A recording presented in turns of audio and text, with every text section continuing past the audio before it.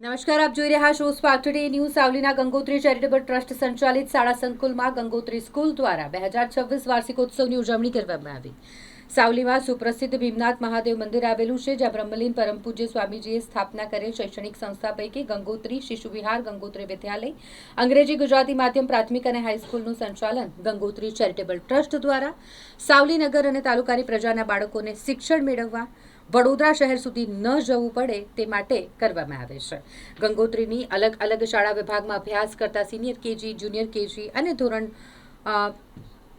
ના જે બાળકો છે, જે અલગ અલગ સ્ટાન્ડર્ડમાં ભણે છે, તેમની માટે ખાસ આ કાર્યક્રમનું આયોજન કરવામાં આવ્યું હતું અને જેમાં અલગ અલગ નૃત્યો બાળકો દ્વારા રજૂ કરવામાં આવ્યા હતા. શાળાના બાળકોને પ્રોત્સાહન રૂપે ઇનામ પણ આપવામાં આવ્યું હતું. શાળાના આચાર્ય તેમજ સ્ટાફ ટ્રસ્ટીઓ દ્વારા આ સુંદર આયોજન કરવામાં આવ્યું હતું, જેમાં શાળાના ટ્રસ્ટીઓ, સાવલીનગર પ્રમુખ ટ્રસ્ટી રમણકાકા, શિલ્પાબેન, નગરસેવક ભદ્રેશ પાઠક, ટ્રસ્ટી ઉમંગકાકા, ડેરી ડિરેક્ટર રામસિંહ વાઘેલા અને વિદ્યાર્થીઓના વાલીઓ ખાસ ઉપસ્થિત રહ્યા હતા.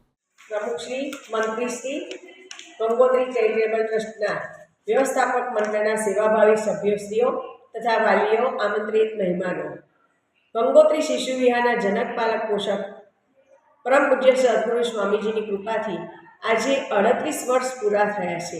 ગંગોત્રી શિશુ વિહારના 3 વર્ગો, નર્સરીના 3 વર્ગો, જુનિયર કેજીના 3 વર્ગો, સિનિયર કેજીના 3 વર્ગો, એમ કુલ 9 ક્લાસ ચાલે છે.